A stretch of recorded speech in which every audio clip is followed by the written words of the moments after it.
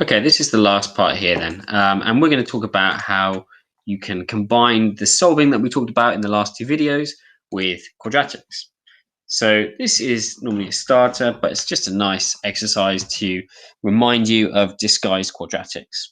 So if I have a situation like this, if I see sine appearing multiple times, I could factorize this out.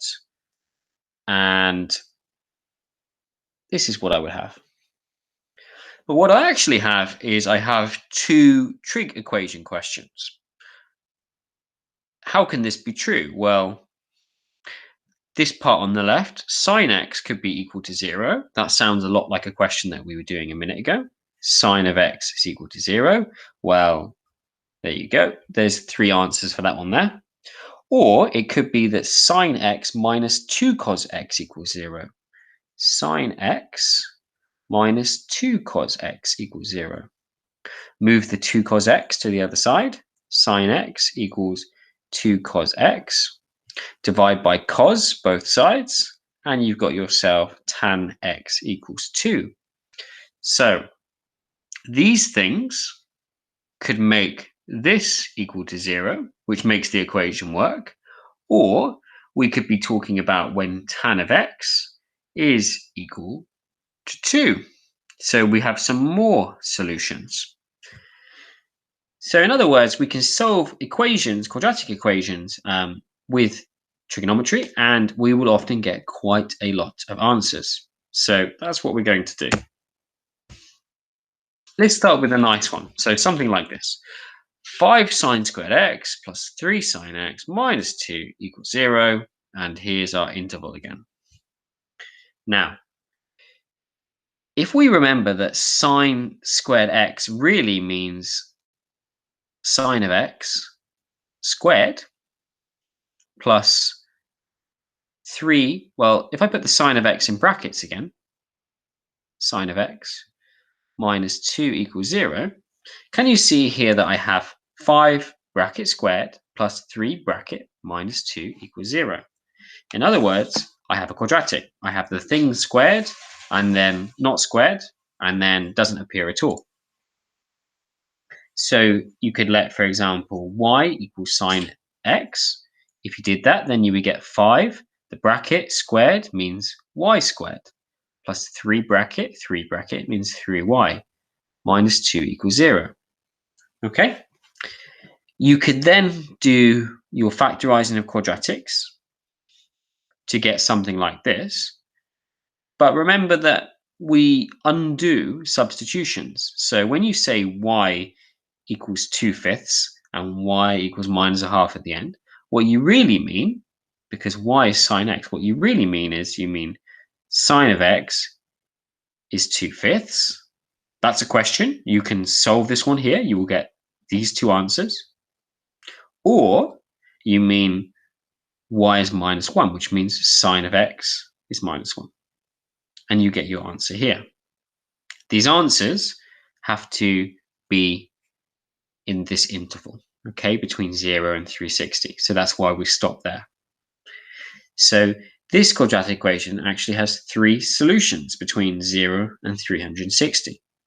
Okay, it's a disguised quadratic using trigonometry. You can also just jump straight in and do it like this as well, okay, which is a little bit like I was showing you at the start.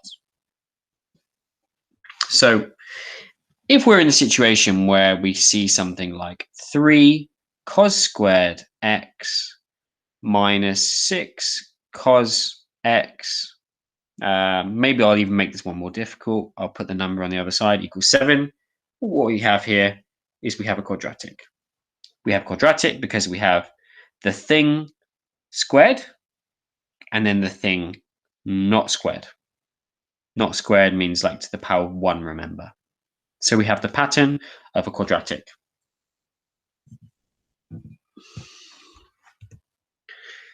So some other kind of variations. You don't always have to have the term that's not squared. Sometimes it can be the thing squared on its own. So it's just tan squared theta equals 4. Well, how could this happen? Well, we could have, well, we could, I suppose we could investigate this one with doing square roots, couldn't we? But if we square root the left-hand side, we'll get tan theta. Okay.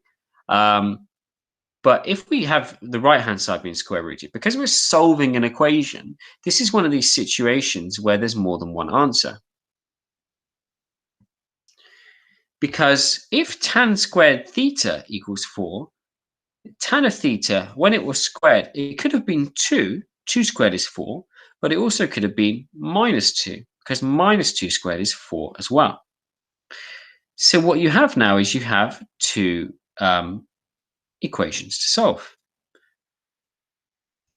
So you'd need to solve this one here. Tan of theta equals 2. I think we actually had that in a previous question, if I remember correctly. You will get, because it's 0 to 360, you will get 2 solutions from this one here. And this one here, minus 2, again, you should get 2 solutions. So I would expect that you have 4 answers for this one here. In fact, let's have a quick check. Oh, you get even more, do you? You get 5 answers for this one. Minus 63. Oh, okay, that's just part of your working out. So yeah, it's that same one from before with the 63.4. So tan theta equals 2 will give you these 2 solutions, and tan theta equals minus 2 will give you these 2 solutions. Let's use this one so we've got some more space. Finally, the most complicated one, so this will be the most complicated form of the question that you can have, is it's disguised even more, okay?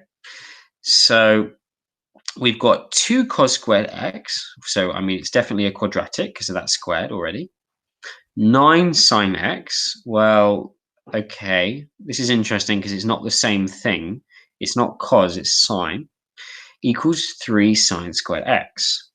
So my advice in this situation is when you have squared terms and not squared terms, look at the not squared term and base the rest of the question around this, because this part is quite hard to do something to. These bits here are quite easy to manipulate, actually. So sine x, what we're going to do then is we're going to make this a quadratic in sine. So that bit's fine. This is 3 sine squared x. Actually, that's fine as well, because that's also about sine. This part over here is not good. It's 2 cos squared x. So what we would do is we would use our identity from before, and we will rearrange this to match what we have and to substitute out this cos squared x part. So if I take away sine squared x from both sides, I would get cos squared x equals 1 minus sine squared x. And I will substitute that in that bracket.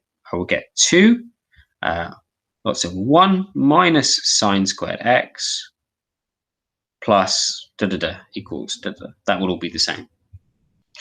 What you then do, you expand out. So 2 minus 2 sine squared x plus 9 sine x equals 3 sine squared x. There are some like terms here, so we can simplify these. And in fact, we'll do it by moving this to the other side, because we should try and get, mind you, we don't really want minus 5. It's not a very nice number.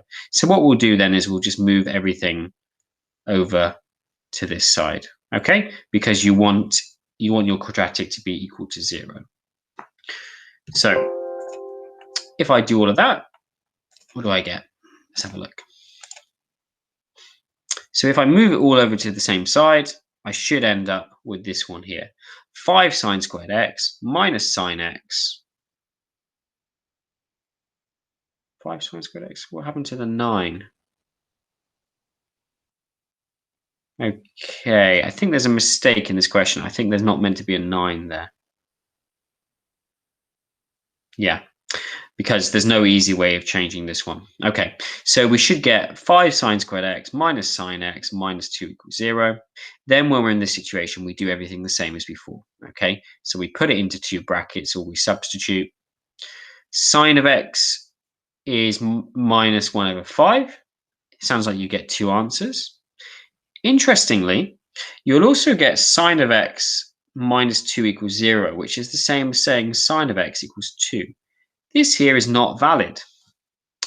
It's not valid because when we think of a sine graph, it can only go up to a half or down to minus a half.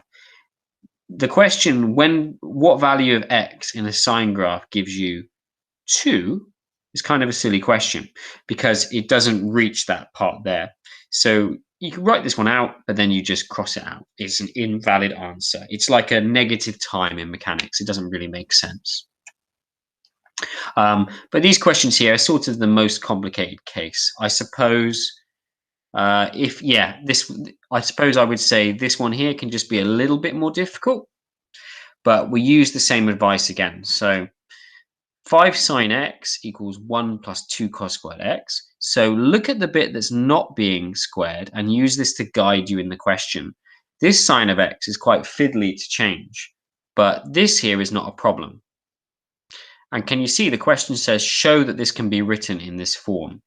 And what do you notice? The 5 sine x stays the same. It's the cos squared that changes. What you will do is you will change cos squared x to 1 minus sine squared x. Okay? So 1 minus sine squared x, and then you just manipulate. Okay? The final part here, the solving, is the same as before. Notice that they've used a substitution approach here in the mark scheme.